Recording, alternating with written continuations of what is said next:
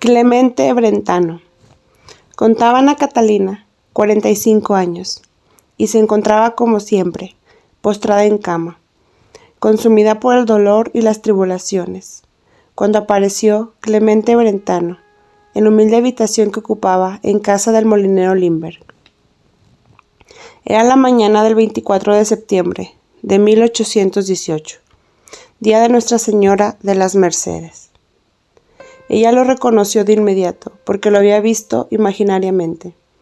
Había orado por él y sabía que era el hombre señalado por Dios para recoger sus visiones. El poeta quedó profundamente impresionado a la vista de aquella criatura. Bella como el arcángel, agotado por los sufrimientos, llena de suavidad encantadora, dueña de un vivaz talento y una intuición más que humana, que hablaba con sencillez de cosas sublimes. Ella tenía mucho más que yo de mirada aguda, medida precisa y justo peso de las cosas, reconoció el poeta. La contemplación de la excepcional mujer, sellada con las sagradas llagas de la pasión, y la consideración de su fe ilimitada, de su conocimiento sobrenatural, del mundo invisible y maravilloso, y de su clarividencia en las cosas humanas, conmovió al peregrino al punto de hacerle confesar humildemente los admirables sucesos que he presenciado, la inocencia infantil, la paz, la paciencia y la profunda sabiduría en cosas espirituales de la pobre ignorante hija de un labrador, junto con la cual surge ante mis ojos un como nuevo mundo. Me causan vivo dolor, pues por ellos conozco el miserable estado de mi vida y mis propios pecados y confusión, y los caminos torcidos que sigue la mayor parte de los hombres, y me muestran con tan vivo esplendor los tesoros de candor, de fe y de inocencia, tan pronto perdidos por desdicha, que no puedo menos de suspirar por ellos, y llorar lágrimas de arrepentimiento. Aunque se había propuesto salir de Dulce la semana siguiente, Brentano se vio obligado a permanecer al lado de la vidente, cuyo misterio le atraía. Ella le ayudó a confesarse bien. Desde entonces, el poeta romántico y aventurero entra, congido y humilde, en el seno de la Iglesia católica, cuya grandeza conoce por medio de la bienaventurada monja. Bajo la presión de la gracia, junto a aquel ser maravillosamente dotado, entendido que se trata de una misión encauzada por Dios mismo, Brentano se propone pasar todo el tiempo necesario en Dulce, para copiar lo que ella transmite. Quiero esforzarme con toda mi voluntad, en cuanto me lo permitan mis fuerzas, para recoger y conservar este tesoro de gracias que tengo bajo mis ojos, exclama. Se sienta con su cuaderno de apuntes a la cabecera de la enferma y comienza a trasladar el papel al mundo maravilloso que contemplan los ángeles. Aunque el gran caudal de las visiones fueron dictadas a Clemente Brentano, es necesario advertir que parte de ellas fueron recogidas por otras personas de confianza de la vidente, tales como el padre Overbeck, el de Anne Ressing y el doctor Wessener. Los escritos de las visiones de Ana Catalina Emmerich se difundieron rápidamente por Alemania y se tradujeron a diversas lenguas. Suscitaron polémicas apasionadas entre médicos y teólogos, como ha ocurrido siempre ante sucesos que no tienen explicación humana, y como se repitió en el caso de Teresa Neumann, la estigmatizada de Cornelio. Hubo naturalmente defensores y detractores, pues se llegó a dudar de los estigmas y se discutió la veracidad de las visiones. Las potencias de las tinieblas contra las que Ana Catalina había luchado constantemente en vida, la siguieron después de muerta, mas no pudieron ensañarse contra ella, porque Dios la había llamado a la gloria. Se volvieron contra los escritos. El enemigo promovió adversarios fuera y dentro del campo católico. Las polémicas trascendieron al extranjero. A fines del siglo pasado, constituyó uno de los temas palpitantes de los círculos intelectuales de Francia. Todos leían las visiones y las hallaban admirables, insuperables para el ingenio humano. Los contradictores, empero, intentaban disminuir la eficacia que producían estos escritos en las almas piadosas, y como nada podían hacer contra la monja, cuya santa vida estaba sellada con las llagas de Cristo, bajo el testimonio de la autoridad eclesiástica, se volvieron contra el compilador de revelaciones y fraguaron toda suerte de sutilezas. Las obras meritorias han sido siempre motivo de discusiones y escándalos. No se dijo que los dramas de Shakespeare los había escrito Bacon. Nos siguen algunos escépticos sembrando dudas sobre las preciosas florecillas de San Francisco. No continúa discutiéndose después de varios siglos la autenticidad de las profecías de San Malaquías, que establecen un lema para cada uno de los papas hasta el último, y quienes han sufrido mayor contradicción que los santos, que se asemejan al estilo de Divino Maestro, cuya iglesia ha sido y sigue siendo la piedra de escándalo de este mundo. Toda acción trascendente crea polémicas y contradicciones. El diablo pone obstáculos a toda causa noble o santa, a fin de malograrla, si pudiere. La lectura y meditación de las visiones constituyen un arma poderosa contra el príncipe de las tinieblas y las ponzoñas del mundo. De ahí el interés que tienen en empañarlas o disminuirlas. Empero, si la causa es de Dios, resistirá toda prueba y brillará a fin con el resplandor de la verdad. Las acusaciones que se hicieron contra Clemente Brentano para desprestigiar los escritos son los siguientes. La primera, que no se podía dar enteramente crédito a los escritos de un hombre que por aventurero y pecador carecía de autoridad. Segunda, que con estas publicaciones Brentano solo perseguía ambición y notoriedad. Tercera, que se trataba de un poeta romántico, de fértil imaginación, por lo que no sería extraño que hubiera alterado los términos que la vidente le dictaba, y aún añadió ideas propias para dar mayor novedad a las visiones. Todo se reduce a esto, con objeciones tan mezquinas. Se pretende cubrir las sombras tan sublimes revelaciones. Sé cuánto daño hacen en las almas las dudas y las ambigüedades. Por eso, prefiero, según el criterio de los teólogos, aceptar todo aquello que produce bien y edifica, antes que rechazarlo con la crítica erudita e insincera. Siempre ha habido simuladores e impíos que siembran la desconfianza entre la Grey católica. Así consiguen realizar aquello que no puede hacer el enemigo declarado. Verdad que en el tiempo de la siega será separada la cizaña del trigo, y aquella quemada y vistas con indiferencia y desaprovechadas por las almas buenas, debido, a veces, a la acción de quienes por su autoridad no proceden con justicia. Naturalmente, las personas de criterio formado no se dejan arrastrar de las argucias, aunque son muchas las que, no teniendo capacidad de discernimiento, son presas de la duda, con lo que se resta eficacia a los saludables efectos que produce la meditación de estos escritos, particularmente los relativos a la maravillosa vida de Jesús, como en sentido inverso, ha legado al mundo, para daño de muchos, en un libro admirablemente escrito, aunque diabólicamente inspirado en la apóstata Renan. Hablemos, sin embargo, serenamente de Brentano, y veremos con qué facilidad se destruyen las falsas imputaciones. Ciertamente era un poeta romántico, aventurero, tal vez un hombre inquieto atormentado por la ficción del mundo, todo lo cual evidencia que había en él la pasta de un hombre excepcional. Había visto la luz el día de la Natividad de la Virgen, el mismo en que también vio la luz Ana Catalina Emmerich. Y aunque se alejó de la vida piadosa durante su juventud, mantuvo siempre en su corazón el amor de la Madre de Dios. A pesar de que su padre, un acaudalado comerciante de Fráncfort, quiso hacerlo un hombre de negocios, su vocación lo llevó hacia el arte. Tenía una inteligencia vivaz, un temperamento ardiente. Escribió novelas y obras de teatro, pero sobresalió principalmente en la poesía lírica, donde puso de relieve su alta inspiración y sentimiento.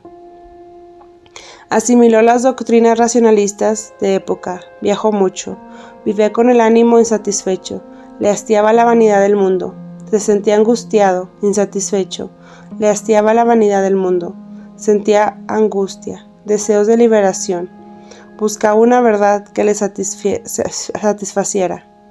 Como todas las grandes almas, a semejanza de San Agustín, en el siglo V, y el de Peter van der Meer en el siglo XX.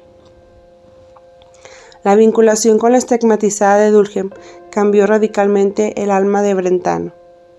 Él mismo lo ha confesado. Reconoció sus pecados, se humilló y entró contritalmente en la Iglesia católica. La influencia de Ana Catalina debió haber sido tan profunda con la que han ejercido los santos en las almas de sus conversos. ¿Cuántas veces él presenció sus éxtasis? ¿Cuántas la asistió en sus agonías? En sus más acerbos dolores, aún después que todos los habían abandonado. Él vio sus lágrimas, oyó sus oraciones, conoció su alma sujeta voluntariamente a la expiación por amor a Cristo. Comprendió la excelencia del sacerdocio, la extensión de la Iglesia, el amor incomprensible de Dios por los hombres, hasta el punto de desear la vida religiosa como la más perfecta. Abandonó el arte profano para seguir el arte sagrado y la ascética. Murió purificado, dedicado a la piedad y el ordenamiento de los testimonios que le había legado la vidente. ¿Cómo no iba a tener autoridad un hombre de esta clase? Añadamos un argumento decisivo. La autoridad eclesiástica había nombrado a 3 personalidades para el estudio del aspecto teológico que presentaban a Catalina: Clemente Augusto de Doge, vicario general de Münster, el deán Bernardo Obering y el profesor Drufel, consejero de medicina. La misma autoridad representada por tan ilustrados sacerdotes, dice el padre Guillermo Jungenmann, fue la que designó la ilustre escritor Clemente Brentano para apuntar las visiones de Ana Catalina. Igualmente, es fácil demostrar que Brentano, lejos de perseguir ambición y notoriedad, huía de ella. Ya tenía fama nacional, sus méritos de gran poeta y dramaturgo estaban sólidamente asentados, no le faltaba dinero. Por otro lado, no hizo negocio con las ediciones. Ana Catalina falleció en 1824 y las primeras visiones se publicó en 1833.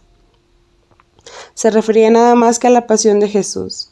El resto, el gran conjunto de visiones, lo fue preparando pacientemente, documentándose en textos antiguos y códices, porque deseaba anotarla seriamente. Dejó casi concluida esta labor y murió en 1842 sin publicarla, tarea que debió realizar más tarde el padre Smonger. Como se ve, no podía ser ni la ambición ni la notoriedad, ni menos la codicia, lo que lo impulsaba. Un hombre célebre como Brentano, solicitado en los centros artísticos y sociales de Berlín, no permanecería 6 años en una pobre aldea, copiando visiones con el solo fin de conquistar una gloria quimérica. Sí, al principio pudo aspirar esta curiosa notoriedad, todo hubo de disiparse a medida que penetraba en el santuario invisible y el misterioso de Dios, de la comunión de los santos, que hizo ese día escribir al antiguo racionalista. La Iglesia es infinitamente más que un conjunto de hombres que piensan de la misma manera. Es el cuerpo de Cristo, que como su cabeza está esencialmente unido y se comunica constantemente con ella. Ahora conozco el inmenso tesoro de gracias y bienes que la Iglesia tiene de Dios, tesoro que solo por ella y en ella puede ser recibido. La tercera objeción es la única que puede considerarse más seriamente: si todos los escritos son visiones auténticas de Ana Catalina, o si también hay algo de Brentano. Ana Catalina hablaba en dialecto regional, y Brentano debía consultar ciertas expresiones que no entendía con claridad, para obtener su confirmación. Algunas visiones estaban relatadas, parcialmente desconectadas, era menester unirlas, darles forma y estilo. Otras veces había que completar los cuadros, e interrogaba el copista a la vidente, cuando se hallaba en estado normal, acerca de las escenas que había presenciado en éxtasis.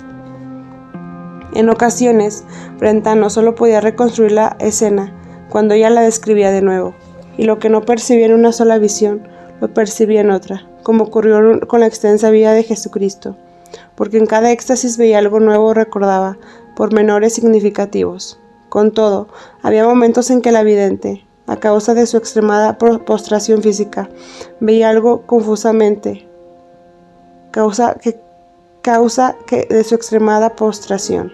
Olvidaba los nombres, circunstancias y a veces el sentido de sus sucesos trascendentales. Ella decía lo que veía y oía, tal como lo entendía, no como lo veía ni entendía con claridad. También lo declaraba ingenuamente. Algunos cuadros importantísimos quedaron inconclusos, como aquella visión de la Catedral de San Pedro, en la época del Anticristo, donde ilustres personas señalan ese pasaje de la Biblia, que la vidente no recuerda. Para esta labor ardua, difícil, se requería la pluma de un escritor de talento e imaginación, que captara las resonancias misteriosas del mundo invisible. Respecto de las dificultades con que tropezaba el escritor para coordinar y redactar dignamente, conviene tener en cuenta el elevado juicio que emitió Dom Guéranger en 1860, cuando se publicó la versión francesa. He dicho que la vida de Jesús me ha parecido aún más extraordinaria que la amarga pasión y la vida de la Virgen. Y no dudo que esta idea sea compartida por todos aquellos que piensan en la imposibilidad en que se encontraría cualquier escrito, si tuviera que narrar día por día, con igual interés y con la más grande verosimilitud, la vida de una persona, aun concedido que le fuera sumamente amada y grandemente estimada. El padre Esmógenes, que tuvo en sus manos los originales manuscritos, había hecho ya una cuidadosa revisión, desechando aquello que le parecía ambiguo que pudiera haber sufrido modificaciones. Dijo que Brentano había trabajado con honradez, tratando de mantener siempre la fidelidad del dictado, y reconoció que poseía la rara sinceridad y la fuerza del ánimo necesaria para conservarlo, todo intacto y sin el mínimo cambio de variaciones, para que tanto sus lamentaciones como sus alabanzas sirvieran de testimonios en favor de la sierva de Dios. Se alegará que a veces Brentano no copiaba exactamente las mismas palabras, o que alterara o sustituyera términos. Si esto ocurriera, debemos admitir, en tal caso, que hubo respetado el sentido de la visión, sin detenimiento de la verdad. Nosotros sabemos de lo que vale no es la letra, sino el espíritu, la significación. Si un hecho no está escrito con palabras originarias, pero expresan lo mismo, vale en sustancia, tanto como el relato original. Si además está expresado con atractivo estilo, gana el conjunto en eficacia. Los 4 autores de los Evangelios consignan la doctrina y las obras de Jesús con distintas frases. Vamos a sostener por eso que no dicen lo mismo. Sería una temeridad. Hay evangelistas además que cuentan lo que otro omitió o completan lo que otro dejó inconcluso. Vamos a deducir aquí cómo los racionalismos no guardan unidad. De ningún modo.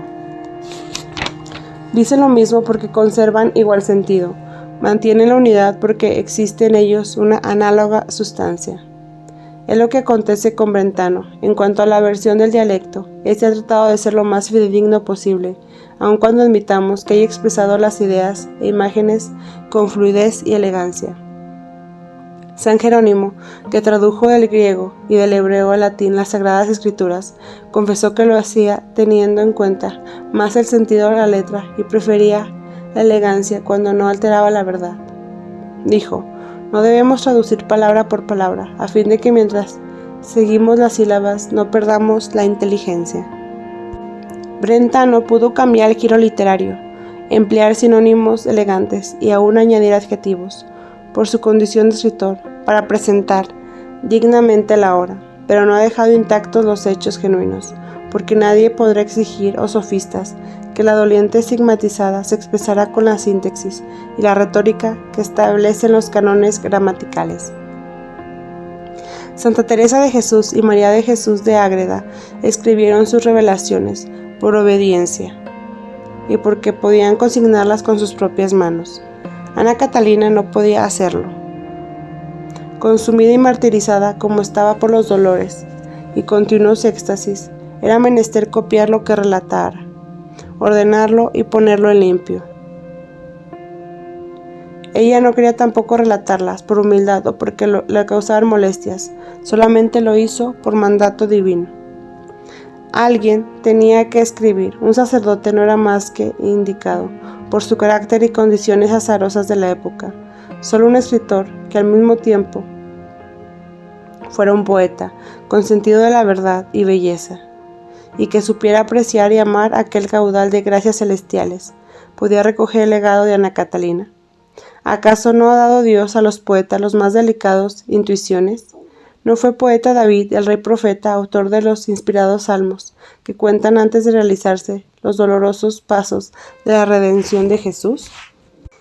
Las objeciones contra estos escritos carecen de consistencia, mirados desde el punto de vista sobrenatural.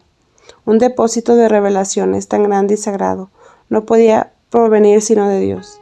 El mismo Señor que mandó expresamente a la vidente que fueran consignadas velaría para que tuviera los instrumentos adecuados, y fue el quien dispuso en definitiva que Brentano acometiera la empresa, acaso porque sabía que nadie podía hacerlo mejor. No debemos decir pues que Brentano debió proceder de modo diverso del que procedió, porque los escépticos de igual manera lo hubieran censurado, que no había procedido correctamente. Y si el Señor dispuso o permitió que los hechos se produjeran como se produjeron, ¿a qué vienen las objeciones estériles? Ana Catalina había visto visionariamente a Brentano, como al hombre predestinado a esta misión. Con frecuencia se ha presentado en visiones, le dijo a Brentano, un hombre de rostro moreno, que parecía estar escribiendo a mi lado. Cuando usted entró por primera vez en mi habitación me dije, este es aquel individuo. Y como adelantándose quienes criticaban más tarde al poeta por haber osado tomar esa tarea, añadió en otra ocasión, 2 años después de conocerlo, este hombre no escribe las cosas por sí mismo, tiene la gracia de Dios para ello, no lo puede hacer otro mejor que él, lo hace como si él mismo lo viera. Otro día dio testimonio de la honestidad con que procedía Brentano al referirse a la estigmatizada, Magdalena de Hadamar. La he visto frecuentemente padecer tentaciones por visitas, estorbos y falsa veneración que la ponían en peligro de estimarse por algo. Sus comunicaciones fueron muy engrandecidas y esto le traía mucho pesar. Según ella misma me lo dijo, he visto en efecto a su confesor escribir, pero no anotaba bien y expresaba más sus propias maravillas que los hechos en sí mismos. Pensé entonces en los escritos del peregrino acerca de mis visiones y vi que él no mostraba admiración y comúnmente escribía menos de lo que yo había visto, porque yo no podía decirlo todo y porque nunca narró lo que no supiera bien. La vidente conocía mejor que nadie, con su clarividencia, las primitivas imperfecciones de Brentano, y veía el proceso posterior de su conversión.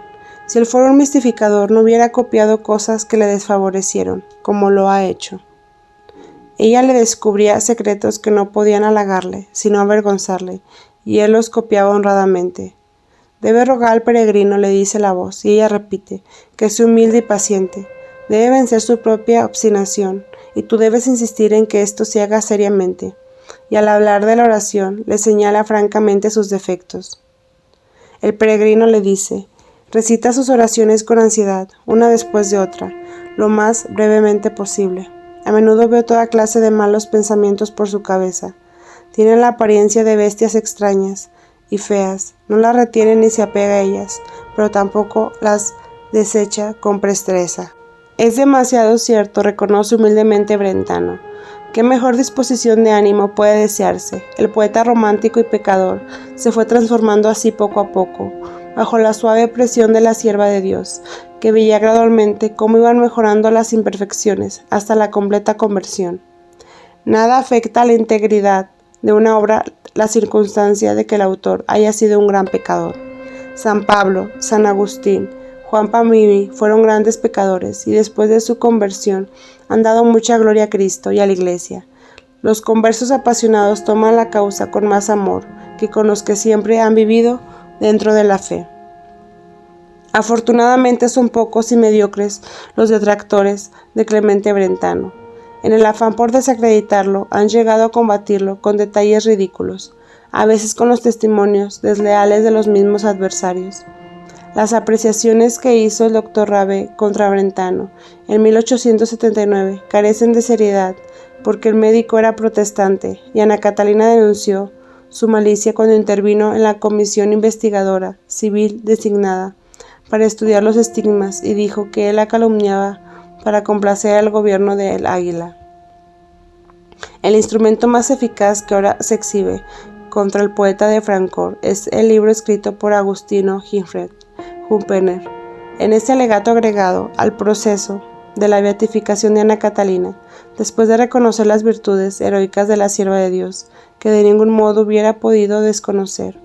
El autor discute la seriedad de las notas que Brentano puso los relatos de las visiones. Se observa que las impugnaciones se refieren a las notas personales de Brentano y no a las mismas visiones. Brentano trabajó muchos años consultando y documentándose en textos antiguos que se refieren a sucesos históricos trascendentes revelados por Ana Catalina a fin de verificarlos. Tan eruditas notas son de carácter puramente ilustrativo, y así han procedido siempre los más serios exégetas católicos, aunque citaran el Corán y los evangelios apócrifos. Aumenta la inconsistencia de las contradicciones, la ligereza de que juzgan cosas importantes y la falta de consideración de la circunstancia siguiente. La mayoría de las notas de Brentano aparecieron en las ediciones publicadas después de la muerte del poeta. Brentano había separado los apuntes, deslindándolos de los relatos, y acaso querría corregirlos o verificarlos mejor antes de darlos a la imprenta. El padre Esmojén, superior de la Congregación del Divino Redentor, autoridad inacatable, respetó sin embargo la mayor parte de dichas notas y las publicó junto con los textos originales. En base al alegato de Humgenter, todos escribieron después no solo para cebarse injustamente en Brentano, sino en las mismas visiones, desviando la cuestión consciente o inconscientemente. El origen de estas temerarias imputaciones es, y por otra parte, reciente, datan en 1923, fecha demasiado lejana, como se ve de la época en que produjeron los hechos. No soy el primero que tiene el honor de salir en defensa de estas maravillosas visiones. Se han escrito muchos libros, artículos de diversos países. El doctor Hermann Cardaus publicó en Colonia en 1915 una notable defensa de las revelaciones y refutación de las impugnaciones contra Brentano. El padre Ruland escribió su libro Life of Anne Catherine Emmerich and Critics en respuesta a otro contrario teólogo norteamericano. En 1930 el padre Johann Seichel publicó su formidable Versing an Vertugi Wartergen, con verificaciones documentadas de las más importantes revelaciones. Si hubiere uno de orientarse por el juicio de los hombres, obsérvese antes de que lo imite, se haya autorizado por su virtud y su ciencia. Se cerciora además si ha leído visiones, porque ocurre frecuentemente que muchos opinan sin haber leído siquiera la obra, pecando de este mundo por juicio temerario. Véase entonces cuán menguados son quienes contradicen o arrojan sombras a estos escritos, y cuán notablemente inspirados están aquellos que alaban y aconsejan, entre los que se han referido con elogio, reverencia, amor y adhesión. Figuran el venerable Arnoldo Jansen, fundador de la Congregación de los Padres del Verbo Divino; Juan José de Gorres, notable apologista alemán, autor del celebrado libro Die Christi Mystik; Dom Poste Geranger, abad de los benedictinos de Solesmes; Leon Bloy, un gran polemista francés; Paul Claudel, un mejor poeta católico moderno; Peter van der Meer, el autor holandés de Nostalgia de Dios; el cardenal Gibbons, arzobispo de Baltimore, que aprobó la edición norteamericana; Monseñor Augusto Toeble, obispo de Govijón; Daniel García Mansilla, ex embajador argentino en España y el Vaticano. Finalmente, cualquier acusación contra Brentano, con algún asidero, nunca podrá menoscabar el mérito de la obra, pues queda intacto todo el mundo, inmenso y maravilloso, admirablemente presentado durante tantos años en medio de las más increíbles contrariedades, reveló la divina mensajera. Y si después de todo lo dicho, resultara que las visiones no fueran de Ana Catalina, sino de Clemente Brentano, debía ser tenido por gran hombre, sobrenaturalmente asistido por Dios en grado eminente. Comprobaciones importantes. Los que tienen fe no necesitan otras pruebas, pero que los ecos del alma, a la cual Dios habla e ilustra calladamente. Pero es grato, aún para el creyente, verificar de diversos modos la verdad de las cosas que permanecen escondidas. Las señales más importantes de la asistencia divina en todo escrito son tres: la fiel vinculación que mantiene con los textos canónicos, la comprobación de hechos históricos desconocidos y el cumplimiento de los anuncios proféticos. Estas tres condiciones extraordinarias se observan en las visiones de Ana Catalina Emmerich. Primero, en ningún caso contradicen las revelaciones de las Sagradas Escrituras, ni la pura tradición mantenida por la Iglesia a través de los siglos.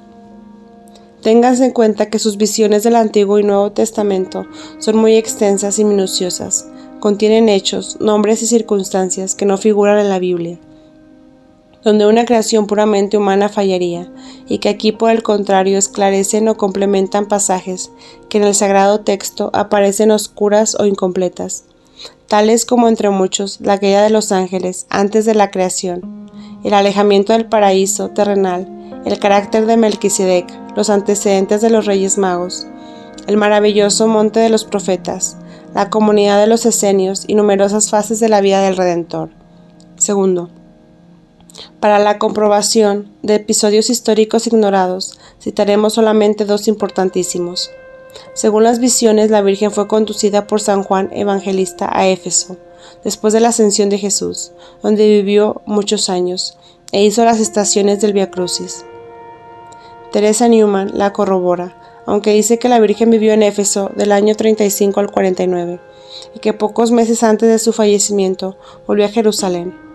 Brentano omite este último dato, por ignorarlo o por inadvertirlo. Lo cierto es que según la tradición, la Virgen vivió en Éfeso muchos años y Ana Catalina describe la casa donde habitaba, con pormenores extraños, como el de la sección posterior, que en varias ocasiones la ve redonda en la parte alta y angulosa en la parte baja, o que en la parte trasera tiene forma semicircular o triangular. Brentano copió fielmente este detalle, sin entenderlo ni comprometerlo. Durante las excavaciones realizadas en Asia Menor a finales del siglo pasado, el 25 de agosto de 1894 se hizo el siguiente descubrimiento al hallarse en Éfeso la casa descrita por la vidente. En la trasera del edificio, la parte superior del muro era interior y exteriormente redonda, y la inferior angulosa y triangular, anota el padre Guillermo Hahnemann en el prólogo de su obra. La segunda prueba extraordinaria se refiere al retrato de Jesús, llegado a manos del rey Abgar de Edesa, que ha tenido siempre como legendario. Ana Catalina cuenta en resumen que el rey Abgar, enfermo, envió como pintor un mensaje a Jesús, donde le rogaba que acudiera para curarlo, y en caso de que no accediera, le tomase un retrato. Mientras Jesús predicaba, el artista esbozó una imagen mediocre. Jesús le llamó, leyó el mensaje, pidió agua, se lavó el rostro y enjuagó con un lienzo y entregó al pintor, diciéndole que lo imprimiera sobre el retrato esbozado. Al hacerlo, retea el lienzo, comprobó maravillado que la imagen se había transformado, pareciéndose notablemente al Redentor. Llevó el retrato milagroso con respuesta de Jesús al rey Abgar, el cual sanó y adoró la imagen todos los días de su vida. Esto que parece fábula y escandalizaría a un cristiano racionalista es pura verdad. Se sabe que la imagen de Jesús llegada a manos del rey Abgar ha existido. Antes de la Edad Media se tenían noticias de ella, como otros testimonios sagrados del altísimo valor.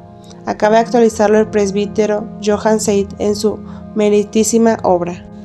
El Papa Gregorio II escribió en el siglo VIII al emperador León el Asáurico. Mientras Jesús predicaba en el Jordán, oyó Abgar, rey de Edesa, las maravillas de Jesús y le envió una carta. Cristo mandó al rey la respuesta, con ella un rostro santo juntamente. Envía pues allá alguno y conocerás cuán grandes masas de pueblos de Oriente se reúnen ahí y rezan ante la imagen pintada, no por mano del hombre. San Juan Damasceno dice en su obra de la fe, hace mención a la historia que Abgar, rey de Edesa, mandó un pintor en su nombre que pintara la efigie del Señor. Y como éste no lograba hacerlo por el resplandor que emanaba del rostro del Señor, el Señor mismo se acercó el lienzo a su divino rostro y quedó su imagen impresa. Esta imagen se envió al rey Abgar para satisfacer su deseo. Añade el padre Seid, en el Concilio II de Nicea, Concilio General del año 787 menciona la efigie de Abgar y se apoya en el historiador de Abgario. Todos los padres expresan su conformidad. Uno de los presentes declaró delante de los 350 obispos del concilio: cuando yo, con los empleados reales, llegué a Siria, fui a la ciudad de Edesa y vi ahí la santa imagen. Otras notables verificaciones de las revelaciones hechas por Ana Catalina Emmerich se encuentran en la mencionada obra del padre Seidir en 2 tomos, que fue editada en Siria Graz en 1930. Tercera, respecto del cumplimiento de las visiones proféticas, podemos mencionar las siguientes. La descripción que hizo de la masonería fue plenamente confirmada más tarde por el Papa León XIII en la encíclica Humanum Genus del 20 de abril de 1884. La moderna teoría científica del astrónomo español Isaías Araujo, según la prensa del 17 de marzo de 1944, concuerda en gran parte con la visión que Ana Catalina tuvo del Sol, en cuanto que declara que es opaco y frío, y que la luz y el calor se proyectan en una especie de corona gaseosa, fuera del disco solar. Vio el advenimiento del racionalismo como un niño sabio, entrometido y lisonjero, que engañaría a mucha gente, induciéndola a error. Vio el asismo que los matrimonios mixtos que traían lágrimas, 50 al cabo de 100 años. Vio la guerra civil española con sus incendios, matanzas y profanaciones. Los modernos bombardeos aéreos en una época en que no se conocía el avión. El desastre de Italia y Alemania, rodeada por un cinturón rojo. También se añade a estas comprobaciones el sello sobrenatural que se observa en ciertas manifestaciones, la clarividencia, el conocimiento de la más alta teología de las ciencias ocultas, del magnetismo y del espiritismo naciente, la penetración de los corazones, la previsión de las consecuencias determinadas enseñanzas o acciones, y no habrá reparos en colocar a Ana Catalina entre los más plecaros teólogos. Al oír en el purgatorio que una mujer hebrea se hubiera bautizado si conocía la verdadera fe, dice: experimenté el alegre presentimiento de que ninguna alma se perdería en aquellas que solo por ignorancia no conocían a Jesús, aunque no tuviesen un determinado deseo de conocerlo, siempre que no viviesen en graves pecados. Después de referirse a la organización de las sociedades secretas y a sus designios contra la Iglesia Católica, expresa: aquí está mal sin mezcla de bien, esta es la comunión de la gente no santa.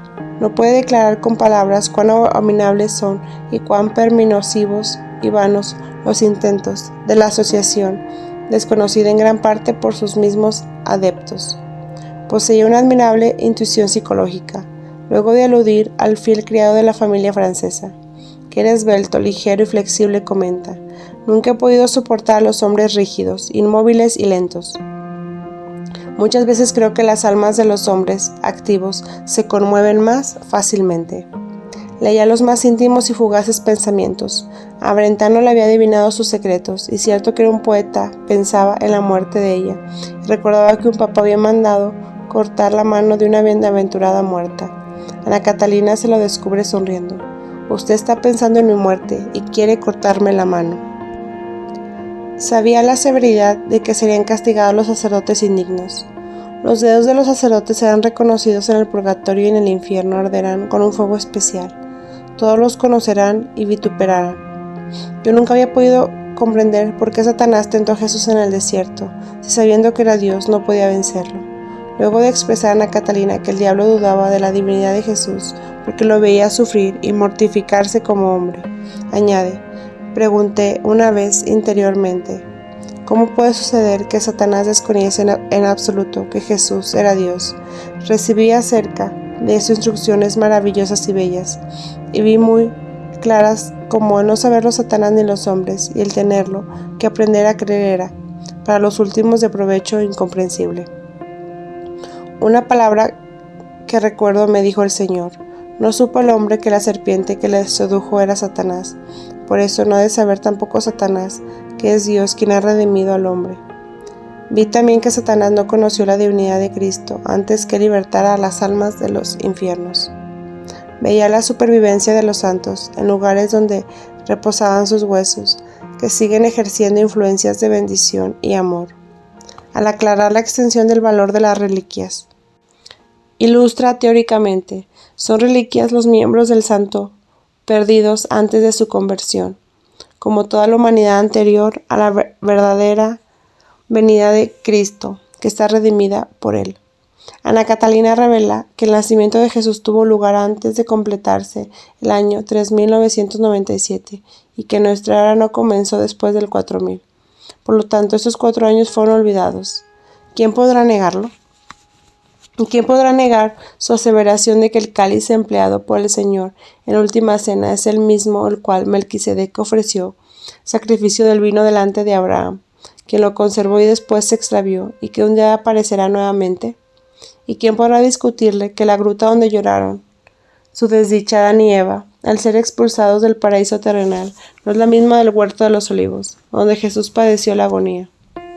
Divino misterio según el cual, donde se refugiaron a expiar nuestros padres pecadores, ahí se refugiaría. ¿Quién habría de redimirlos? ¿Y quién podrá contradecir que la crucifixión de Cristo se realizó encima de la calavera de Adán y que el Calvario señala el centro del globo terráqueo? ¿Y quién desmentirá su afirmación de que el mundo se acabará el día que complete el número de los elegidos, que será igual al de los ángeles caídos? Es tan grande el caudal de revelaciones, estas son a veces tan importantes y sorprendentes, que los teólogos carecen de documentos suficientes en que apoyarse para comprobarlas o rechazarlas. El serio investigador se abstiene de contradecirlas. Si no las acepta, bien las acepta a la luz de su conciencia y de las escasas pruebas existentes. Algunas solo podrán comprobarse mediante el conocimiento de otra persona santa haya recibido de Dios. Ese caso tendría el notable ejemplo de la actual estigmatizada Teresa Newman. También ha tenido visiones, con la diferencia de que mientras las suyas son breves y se oye en arameo, lengua extinguida, que no entiende, las de Ana Catalina son más extensas y las oye en su propio idioma. Resulta empeor admirable que la vidente de Conejer confirme que sus contemplaciones numerosas, datos no consignados de los evangelios, que ve igual que Ana Catalina, ejemplos. San José acompañaba a la Virgen cuando visitaron a Santa Isabel en Jutá. La Sagrada Familia sedienta descubre una fuente de agua oculta en Matarea, Egipto. María Magdalena es hermana de Lázaro y Marta y tiene en casa otra hermana, de la cual nadie habla. El hijo de la viuda de Naín, resucitado por Jesús, se llamaba Marcial y fue más tarde uno de los discípulos. La cruz donde fue clavado el Redentor tiene la forma de Y. Con los brazos levantados, una niña acompañaba a la Verónica llevando un vaso de vino. Cuando enjuagó el rostro del Señor, el cirineo llevaba ramas en las manos e iba con 2 hijos suyos, cuando la llamaron para ayudar al Salvador a cargar la cruz. Después del descendimiento, la Virgen extrajo con dolor y ternura las espinas clavadas de las sienes de su divino Hijo. Nicodemo compró la túnica inconsútil, confeccionada por María, sobre la cual los soldados echaron suertes. El incrédulo Tomás no estaba presente cuando falleció la Virgen, y a su pedido los apóstoles abrieron el sepulcro, descubriendo que el santo cuerpo había desaparecido. Las ediciones. La primera edición de las Revelaciones se publicó en 1833, 9 años después del fallecimiento de Ana Catalina Emmerich. Como se ve, tardó bastante Brentano a dar al mundo conocimiento de ese tesoro espiritual, y lo hizo finalmente estimulado por numerosos amigos, particularmente por el obispo Ratisbona, Monseñor Whitman. Esta obra contenía una biógrafa de la sierva de Dios y se titulaba La dolorosa pasión de nuestro Señor Jesucristo. El libro alcanzó un extraordinario éxito de librería, que obligó a numerosas reimpresiones y fue traducido a diversos idiomas. Brentano había tenido especial cuidado de que esta parte de las visiones apareciera con dignidad que correspondía a tan augustos pasajes de la vida del Señor. Preparó, luego, pacientemente las visiones del Antiguo Testamento, de la vida de la Virgen y del resto de la vida pública de Jesucristo, pero no logró publicarlas. Murió en 1842. La edición apareció 10 años después, en 1800 1952 bajo la dirección del padre Carlos E. Smonger. El padre Smonger apareció en todo su valor la trascendencia de las revelaciones. Revisó los originales redactados por Brentano y dio luz en 1858 una nueva edición del Antiguo Testamento, la vida completa de Jesucristo y la biografía de los apóstoles y de numerosos santos y mártires. Finalmente, el mismo ilustre religioso publicó, en 1870, la extensa y admirable vida de Ana Catalina Emmerich, en 3 volúmenes, donde incluyó el resto de las visiones generales, siguiendo los manuscritos originales de Brentano, redactados en forma de diario. En 1881 apareció un volumen acerca de la redención, titulado Vida de Jesucristo y de su Santísima Madre María, de la cual hizo una edición especial. En 1911 el padre Guillermo Jungemann, con aprobación del arzobispo Friburgo, impresa por los libreros pontificios Herder. Como se ve, Clemente Brentano solo dio publicidad a una parte de las visiones. La referente a la pasión de Jesucristo tuvo muchos años delante para publicar el resto, pero no lo hizo. ¿Acaso no lo pudo hacer?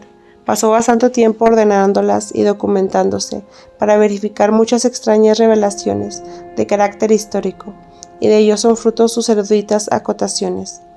La muerte lo sorprendió sin llegar a publicarlas, lo que demuestra la honestidad con que manejaba su depósito celestial y desvirtúa la mezquina imputación de que persiguiera notoriedad y vanagloria. El presbítero E. de Casales, vicario general de Versalles, tradujo al francés la mayoría de las ediciones alemanas, incluso la extensa biografía. De la parte relativa de la pasión de Jesucristo se han impreso en francés más de 30 ediciones. La obra fue vertida posteriormente al castellano, al inglés, al italiano y al portugués, siempre naturalmente con la autorización eclesiástica. Refiriéndose a la edición francesa, decía Dom Gerager, abad de Solés, en 1860. Lo que sorprende en Ana Catalina y mueve el asentir de lo que dicen las relaciones de la vida de Jesús es la riqueza inagotable que sobrepasa toda posible suposición humana. Ante esta maravillosa e inagotable obra no puede uno dejar de exclamar: el dedo de Dios está aquí.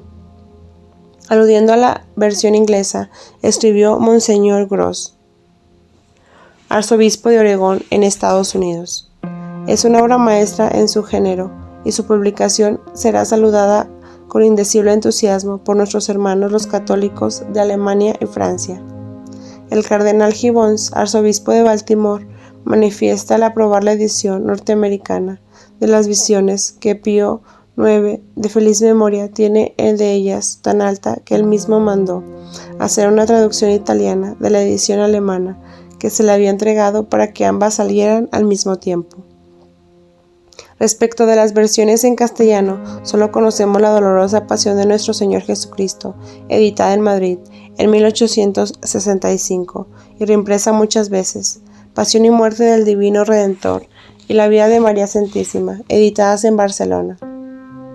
En 1916, la vida de Jesucristo y de su Santísima Madre y la vida de la venerable Ana Catalina Emmerich. Estas dos últimas editadas en Berlín por Herder en 1910 y 1911. Es digno de lamentarse que estas 4 últimas ediciones estén resumidas. En 1944 aparecieron en Buenos Aires 2 ediciones, las revelaciones de la pasión y muerte de Jesús y la vida de María Santísima, editadas por difusión. También ambas incompletas, y la vida de Santísima Virgen, editada por Epasa Calpe, completa con prólogo de J.B. de Levillier. Con todo quedaba, sin conocerse el castellano, el mayor caudal de las visiones de Ana Catalina, que todavía no han sido verificadas en toda su extensión en ningún idioma.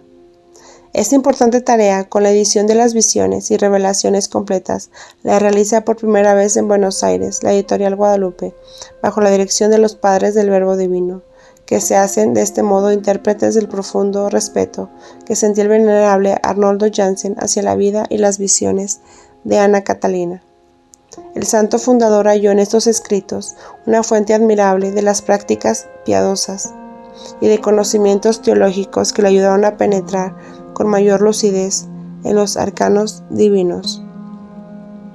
Porque las visiones generales de interés extraordinario son muy extensas y abarcan temas universalmente humanos y divinos, cuyos capítulos tratan los siguientes asuntos.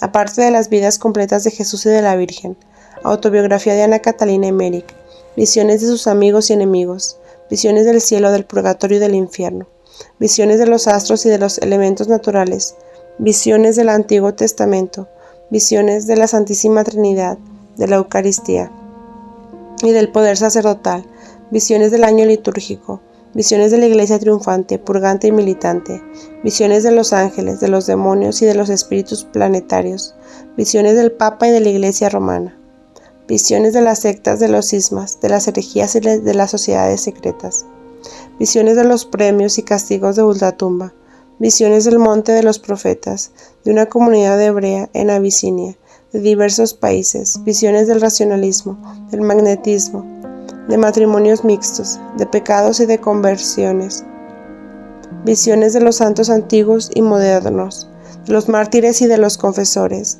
y de estigmatizados contemporáneos, visiones de reliquias sagradas, visiones de guerras, hambres, naufragios, devastaciones, visiones proféticas de tiempos actuales y futuros, visiones del anticristo y de persecuciones, visiones del triunfo de Cristo y de la restauración de la Iglesia. El sello sobrenatural. Como hijo sumiso de la Iglesia, dejó a su infalible magisterio la definición respecto de las virtudes heroicas de Ana Catalina Emmerich, cuya beatificación ha sido incoada en Roma en 1899. Someto mi juicio al suyo inapelable acerca de la asistencia divina de las revelaciones, en concordancia con lo que la misma sierva de Dios humildemente declaró. Jamás he creído otra cosa que lo que Dios ha revelado, y la Santa Iglesia Católica nos propone como cosas de fe, y a mis visiones no he atribuido nunca el mismo valor que tienen las verdaderas reveladas. Empero, de acuerdo con la libertad personal y el honrado discernimiento del estudio meditado de la vida y obra de Ana Catalina, que creo en mi leal saber entender, la estigmatizada de Durkheim puede contarse entre los seres privilegiados por Dios, más grandes que ha habido desde la Edad Media hasta los tiempos actuales. Me apoyo en la consideración de los 7 sobrenaturales dones que poseyó en grado eminente. Primero, virtudes heroicas de santidad y caridad, las tentaciones diabólicas, los padecimientos por amor a Dios y a la Iglesia, las oraciones, trabajos y expiaciones por el prójimo, los tuvo en grado excelso como la mayoría de los santos. 2. Los sagrados estigmas de Cristo, las señales y los afectos de la corona de espinas en la cabeza, la herida de lanza y el costado de la perforación de los clavos, en las manos y en los pies. Los tuvo a semejanza de San Francisco de Asís y de otras almas bienaventuradas. 3. Clarividencia. Veía las cosas ocultas y los sucesos a larga distancia. Distinguía lo bueno de lo malo, adivinaba los pensamientos recónditos y tenía noción de las cosas sensibles desde su nacimiento. 4. Bilocación. En ciertas ocasiones se hallaba en 2 lugares distintos, no solo espiritualmente, sino corporalmente. Ejemplo, su presencia en el sepelio de los restos del abate Lambert, en un caso, y su asistencia a una enferma en otro, mientras se hallaba postrada en su lecho. 5. Discernimiento de las reliquias. Ella misma lo declaró y lo demostró. Se me ha dicho que ninguna persona tuvo jamás el don de discernir las reliquias en el mismo grado que a mí se me ha concedido. Pocos santos han gozado de esta prerrogativa. 6. Percepción sensible de lo sobrenatural. Percibía con sus sentidos el influjo y el mérito de la bendición sacerdotal, de las manos consagradas, del agua, de las campanas y de los objetos bendecidos, como asimismo de los sacramentos y de las oraciones. 7. Visiones teológicas, históricas y proféticas. Lo mismo que en el discernimiento de las reliquias, nadie fue tan favorecida como ella en las visiones del universo, del Antiguo y Nuevo Testamento, del año eclesiástico, del poder sacerdotal y de los sucesos históricos pasados, presentes y futuros, hasta el anticristo y la restauración de la Iglesia. Por otra parte, las visiones que imprimen el sello de la veracidad y genuinidad. 1. No hay en ellas contradicción alguna con las verdades consignadas en la Biblia, en la tradición oral de la Iglesia. 2. Son ortodoxas conforme con la sana doctrina, las buenas costumbres y el sentido común católico. 3. Se conexionan y complementan admirablemente con las Sagradas Escrituras y la historia eclesiástica.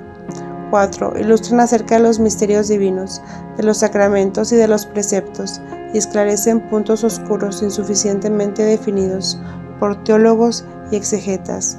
5. Obran el bien sin mezcla del mal en las almas e incitan a un más perfecto amor a Jesucristo. Como vemos, estos escritos no contienen nada contrario al dogma ni a las virtudes teologales. No solo contienen lo contrario a la doctrina católica, sino que la confirman, la alaban y la proponen como necesaria.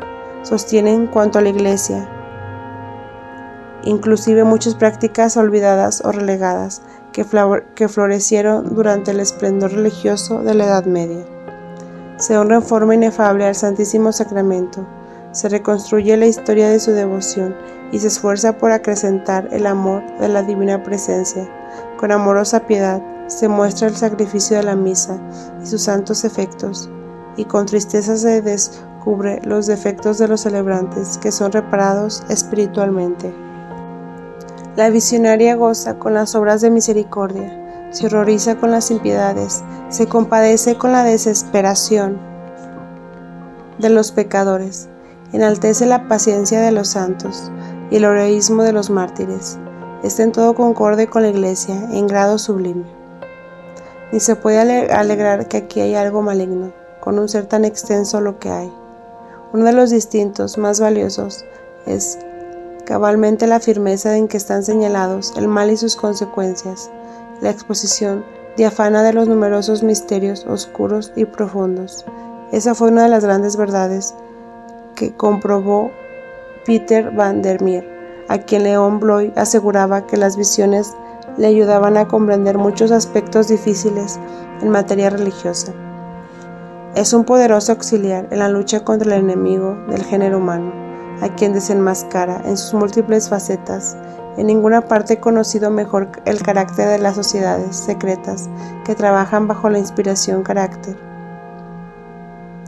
Su constitución, sus ritos, sus propósitos, sus actividades con la colaboración de muchos incautos, meros instrumentos que ignoran los fines siniestros que persiguen. En el tercer tomo de su valiente obra, La Conjuración Anti-Cher, el teólogo francés Henri Dalcius dedica varios capítulos a estudiar las visiones de Ana Catalina referentes a la francmasonería. Verifica gran parte de ellas sobre las maquinaciones de la alta venta en Europa y dice que de acuerdo a sus investigaciones, el hombre negro a quien refiere la vidente, el misterioso personaje que urde intrigas perversas contra la Iglesia, era miembro de una embajada acreditada ante la Santa Sede, conocido en las logias con el seudónimo de Nubius. Es humanamente imposible decir y obrar en medida y en precio. Lo que dijo y obró Ana Catalina es demasiado grande. Todo esto para tomarlo con ligereza. Reflexionaremos seriamente. No nos engañemos, es todo lo que hay, el sello de santo. Se estremece el diablo con el intento de hollarlo o menoscabarlo, y siempre encontrará agentes eficaces que quieran y se presten a colaborar con designios de confusión. Los santos y sus obras han sido perseguidos siempre a imitación del Divino Maestro. San Pablo fue encarcelado, San Francisco apedreado, Santa Ana María Taigui villapediada, Don Bosco tenido por loco. Haya de ser menos que tan selectas almas la doncella de Dulce. He aquí, pues, la explicación teológica de la acción de sus contradictores, sea cual sea la forma de ataque adoptada, ya contra la vidente, ya contra sus visiones, porque al fin persigue es el mismo. Dios permite que se discutan estas revelaciones, como ha permitido que se discutan los dogmas en los tiempos de las herejías, para probar la fe de los cristianos y confundir a los incrédulos. Los frutos producidos por ese árbol son buenos. De ello dan testimonio innumerables almas que se enmendaron, que se convirtieron, que reavivaron su fe, que conocieron y amaron mejor a Cristo. La virtuosa meditación de Ana Catalina ha conseguido la conversión de numerosos personajes ilustres que se llegaron a ella, entre estos el mismo Clemente Brentano, el médico Guillermo Gesenen y el conde de Stelberg. Ana Catalina era el vaso adecuado, preparado para anunciar al mundo estos tiempos decisivos, muchos prodigios que contribuyen a conmover saludablemente a las almas. Cierta vez que se quejaba de las dificultades que tenía que referir en sus visiones. En medio de soportar dolencias, el Señor le dijo por boca de su ángel: dirás de ellas lo que alcances, no puedes ni podrás nunca contar el número de almas que algún día han de leer lo que digas y consolarse, y despertarse y recoger a la vida devota. En una aparición la Virgen también le exhortó a relatar sus visiones lo mejor que pudiera, asegurándole que las almas sacarían mucho provecho de ellas. Testimonios favorables. Hay quienes opinan que tal vez resulte inconveniente que los fieles crean estas revelaciones, con la misma certeza que las verdades reveladas por la Iglesia. No estamos ciertamente obligadas a creerlas de igual modo que los textos canónicos.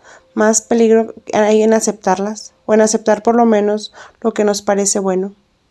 Ninguno. Lo único que exige la Iglesia es que no contenga nada contra el dogma ni las buenas costumbres. Por lo contrario, como lo hemos demostrado, todo aquí es ortodoxo, equilibrado, fidedigno, bello, piadoso e incitador del bien. ¿Será que algunas visiones no son verdaderas, aún admitiendo que no lo fueran? ¿Qué mal hay en ello? Son ciertas las parábolas de Jesús, cierto es lo que puede llegar a serlo. Pudo haber ocurrido lo que puede ser concebido, y si al fin y al cabo todo ello es verdadero y hermosamente cierto, como yo creo, no habremos hecho mal retaseando a los hombres estos nuevos medios de perfección. Siempre será preferiblemente llenarse la cabeza de bellas y edificantes leyendas que recuerden las divinas historias de los voladistas, aunque no estén probadas canónicamente, antes que de fictos dramas y novelas, meros productos de la humana fantasía, que están aficionados las modernas generaciones.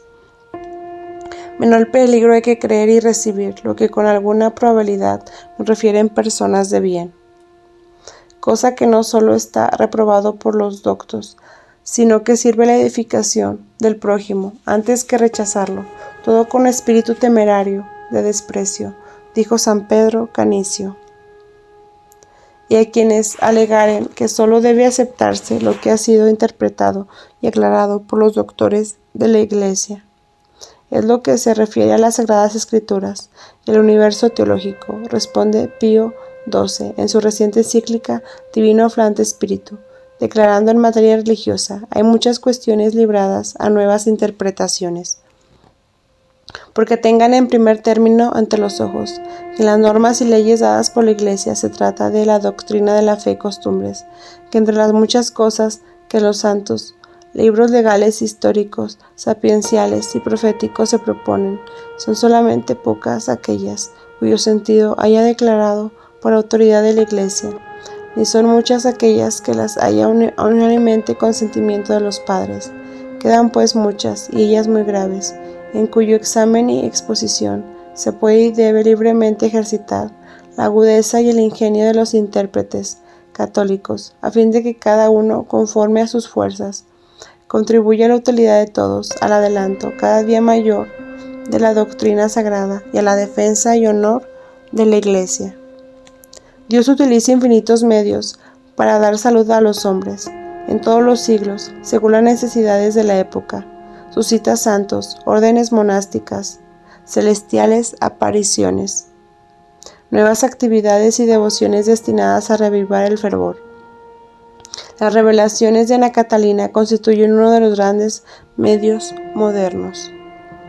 ¿Hemos de atenernos solamente a lo que se haya consignado en la Biblia, desechando todo el tesoro espiritual que ha ido acumulando posteriormente la Iglesia?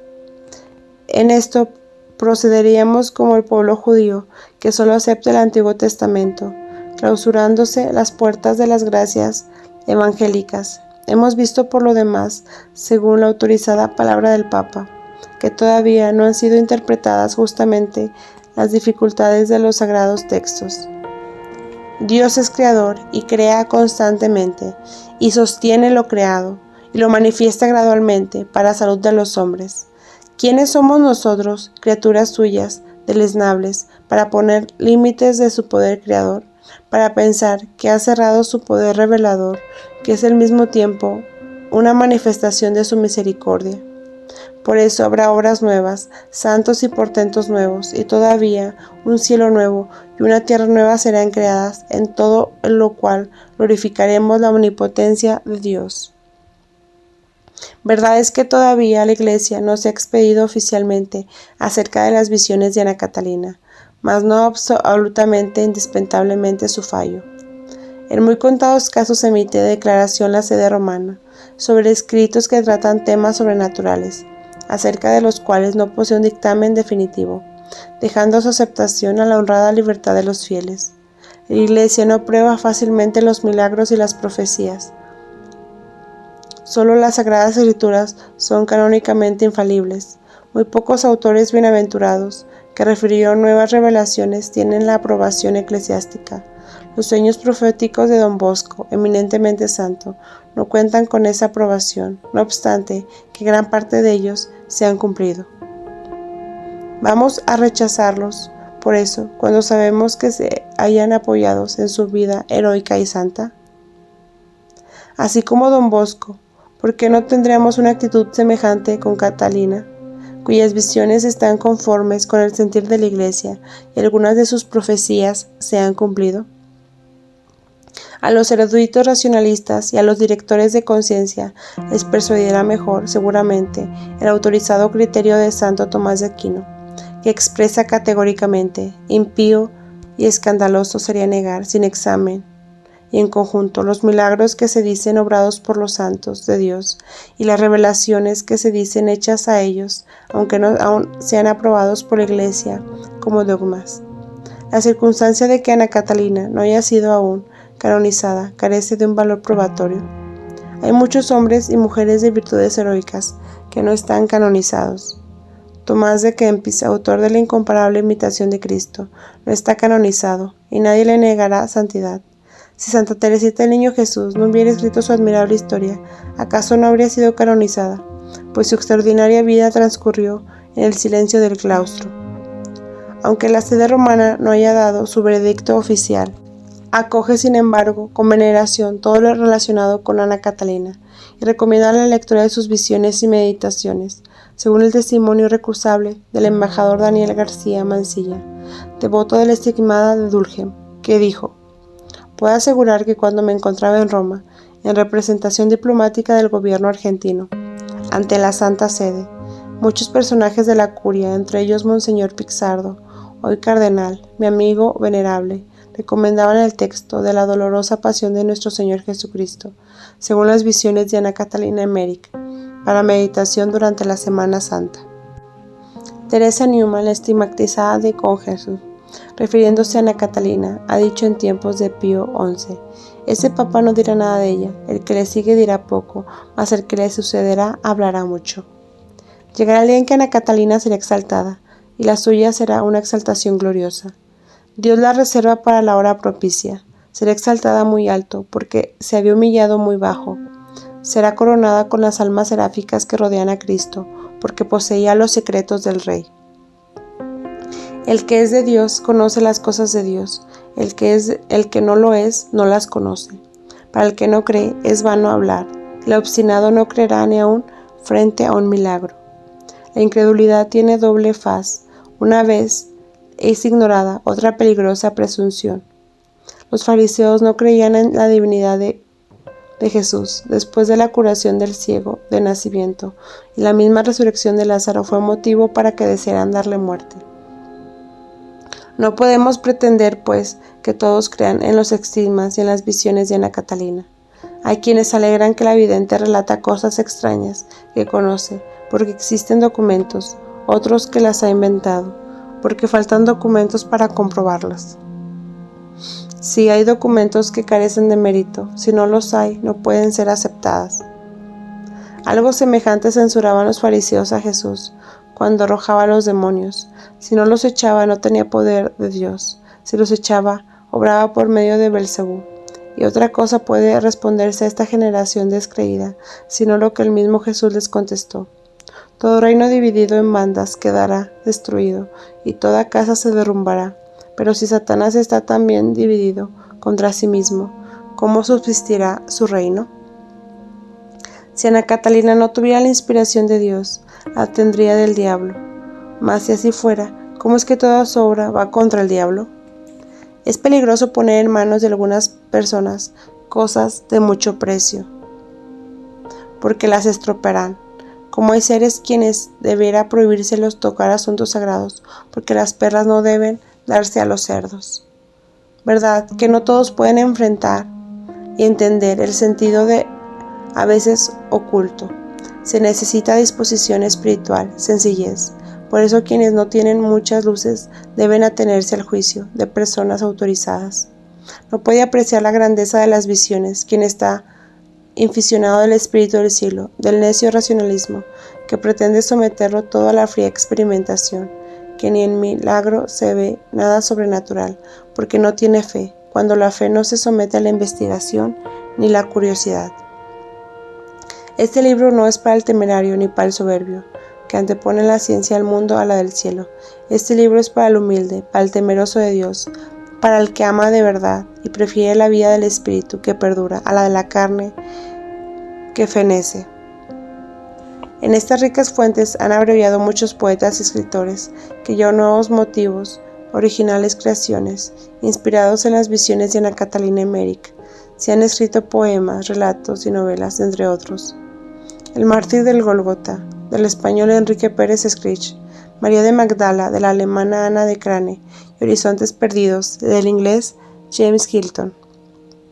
Por lo que a mí respecta, creo la autenticidad de las visiones de Ana Catalina Emmerich me inspiran el más profundo respeto. Han infundido paz y consuelo a mi espíritu. Han avivado mi fe. Me han hecho aniquilar mejor el precio de las cosas divinas y aclarado conceptos difíciles en materia religiosa. Me han acercado más a la Iglesia Católica y al Papa. A través de ellas he conocido el valor de la misa como viva recordación del Calvario, la admirable comunión de los santos, el poder sacerdotal, la urgencia de sufragar por las almas del purgatorio. He conocido el mundo limitado y luminoso de la Iglesia, con su magnificencia en el cielo y sus imperfecciones en la tierra, las cuales, empero, son suplidas de modo sobrenatural. He conocido mejor a través de estas imágenes vivientes y cálidas, ilustradas con piadosas meditaciones, el insondable amor de Cristo hacia los hombres, la extraña teológica de la redención, los inconcebibles tormentos del verbo humanado, morales físicos en el huerto, en el juicio y en la crucifixión. No sucede con esta como con otras obras, que el interés de Cao es el mismo. A medida que avanzamos en la lectura, hallamos renovada atracción, caudales de sabiduría, tesoros escondidos. Aprendemos cosas altas y profundas, alegres y bellas. Nos admiramos, nos desconcertamos inefablemente al asomarnos al abismo de los secretos de Dios. Amo estas visiones porque a través de ellas veo mejor la omnipotencia de Dios. Veo lo invisible, lo inarrable. Veo el reino infinitamente amable de la gloria, ante la cual son deprimentes sombras los más brillantes resplandores del mundo. Compruebo con alegría que si lo han visto y creído, antes que yo, quienes tienen ojos y mente para ver y creer, las claras figuras del siglo pasado y de este, que leyeron estas visiones y las amaron, prelados de la Iglesia, escritores y artistas, almas piadosas de todos los pueblos civilizados. El teólogo Augusto Rolling dice en su importante Medulla Theologiae Moralis acerca de estos escritos: a mi juicio, el sacerdote que los lea detenidamente sentirá encenderse en su alma tal celo por la salvación del prójimo y por la suya propia, que difícilmente podrá perderse. El doctor Guillermo Wessenegger confesó, refiriéndose a Ana Catalina: esta mujer ha despertado en mí la confianza en Dios y me ha conducido a la práctica de la oración, aligerando no poco de esta suerte la carga sobre mí pesaba y que hacía más profunda mi natural melancolía. Monseñor Federico Windschemann, vicario general de Münster, dijo: este libro cumple la misión de mostrar la verdadera figura de Jesús crucificado al pueblo cristiano.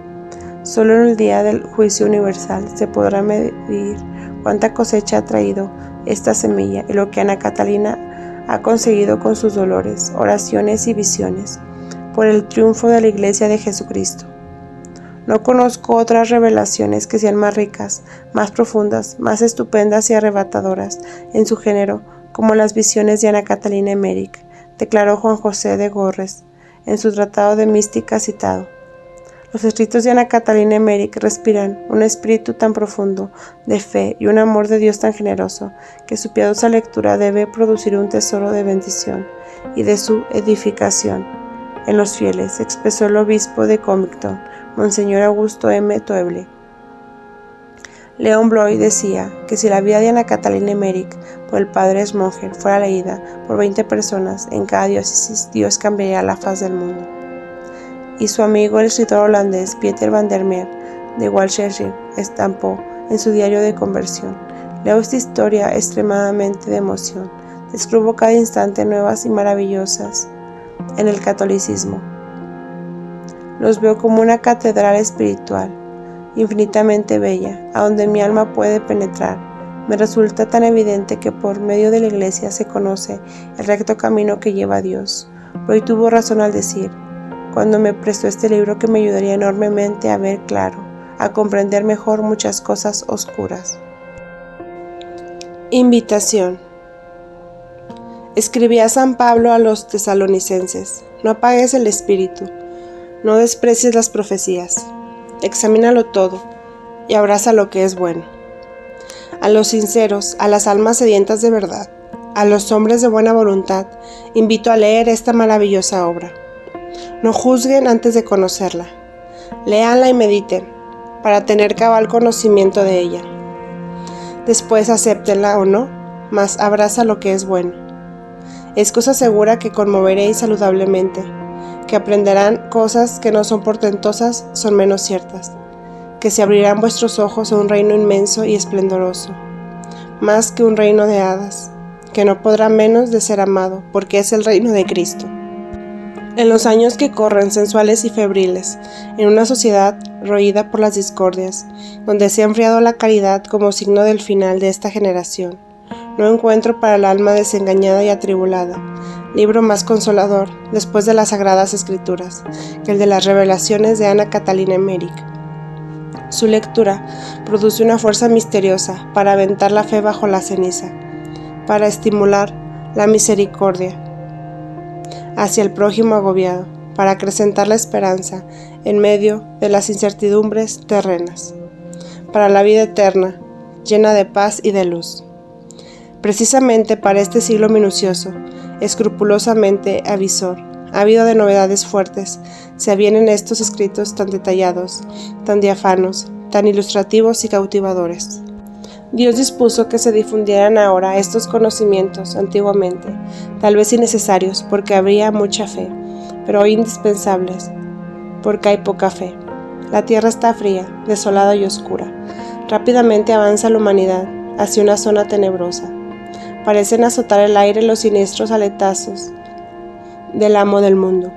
Ya claman los falsos profetas, pretendiendo señalar los modernos Cristos a los hombres. ¿Acaso estemos en los umbrales de la gran apostía de la que habla San Pablo?